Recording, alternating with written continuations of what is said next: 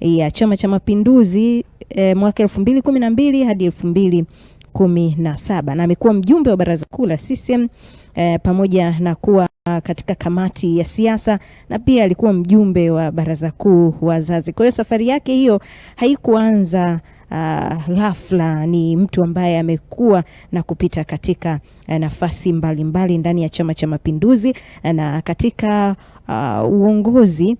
Sasa hivi ni waziri wa nishati, lakini kabla ya kuwa waziri wa nishati amewahi kushika nyadhifa mbalimbali serikalini, akiwa mkuu wa wilaya ya Kongwa mwaka 2016 mpaka mwaka 2020, jambo ambalo linatajwa kumuongezea uzoefu zaidi katika kusimamia masuala tofauti ya kitaifa.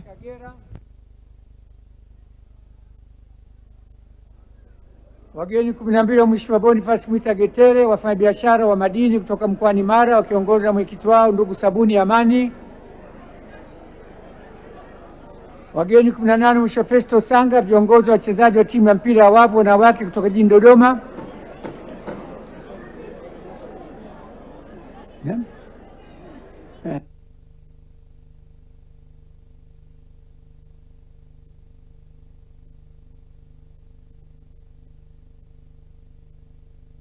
Tangazo.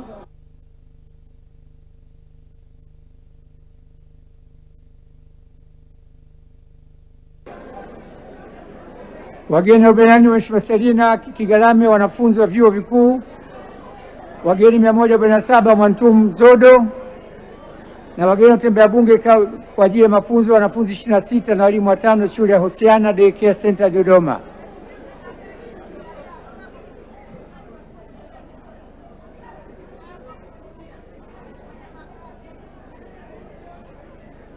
Waheshimiwa wote mmepiga kura? Funga maboksi. Ndio.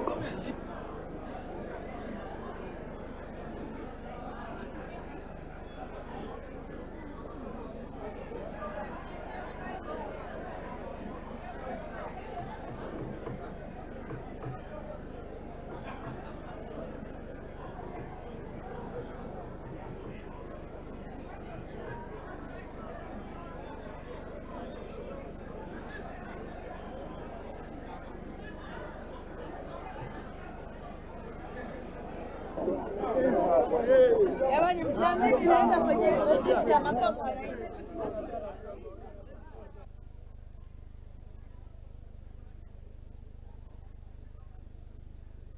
Haya maboksi yaende ndani.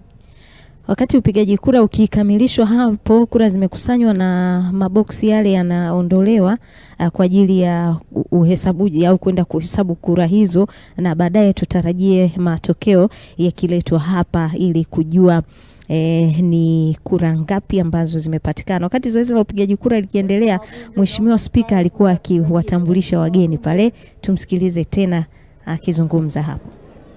Waheshimiwa wabunge,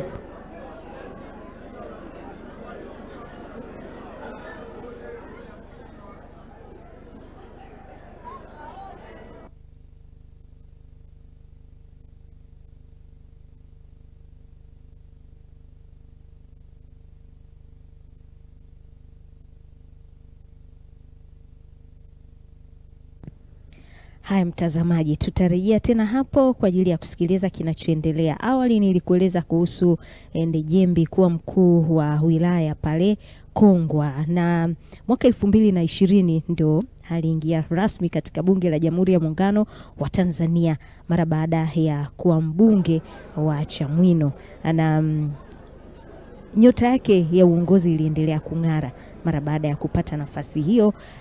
Mheshimiwa Ndejembi unaitwa Lonji. Mheshimiwa Ndejembi waziri unaitwa Lonji mwaka 2023 hadi 2024, nafasi ambayo ilimpa uzoefu wa moja kwa moja katika masuala ya serikali na masuala mengine, na pia amesimamia masuala ya kazi, vijana na ajira mara baada ya kuwa waziri wa nchi ofisi ya waziri mkuu anayeshughulikia kazi, vijana, ajira na wenye ulemavu pale mwaka 2024, na pia waziri wa ardhi kabla ya kuhamia kuwa waziri wa nishati katika wizara ambayo ameiongoza pia kwa mafanikio makubwa. Mpaka sasa kaonekana anafaa kuwa katika nafasi ya makamu wa rais, na Rais Dr. Samia Suluhu Hassan akaleta jina lake hapa. Ujumbe wake tumeuona ambao umefika leo mapema hapa wa Mheshimiwa Rais, ambao umeleta jina hilo kwa ajili ya kumpendekeza kuwa makamu wa rais, na bunge sasa linafanya maamuzi.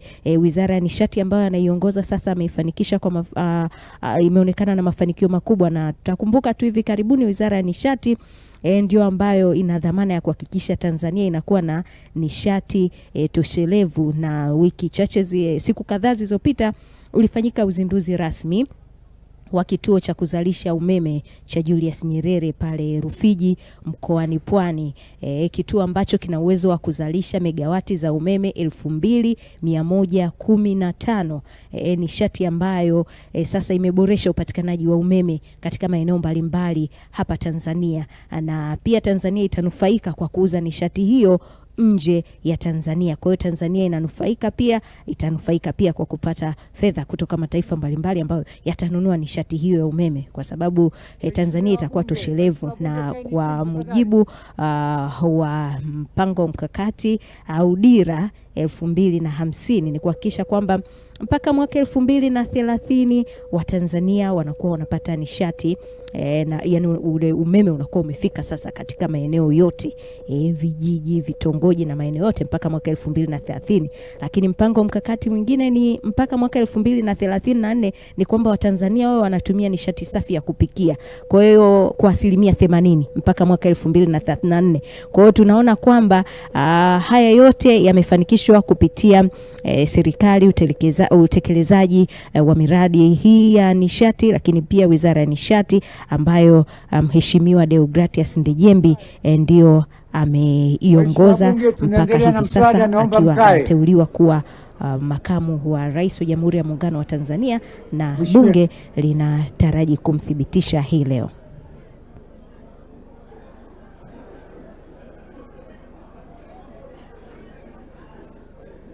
Waheshimiwa bunge, mnakumbusha kuwa ofisi ya bunge imeandaa tamasha la michezo na burudani Bunge Bonanza kwa udhamini wa NMB, ambayo itatarajiwa kufanyika kesho siku ya Jumamosi 28 Agosti 2026 katika viwanja vya shule ya sekondari John Merlin hapa Dodoma. Kauli mbiu bonanza hiyo ni pamoja na AFCON 2027 Tanzania tupo tayari. Bonanza hii itawashirikisha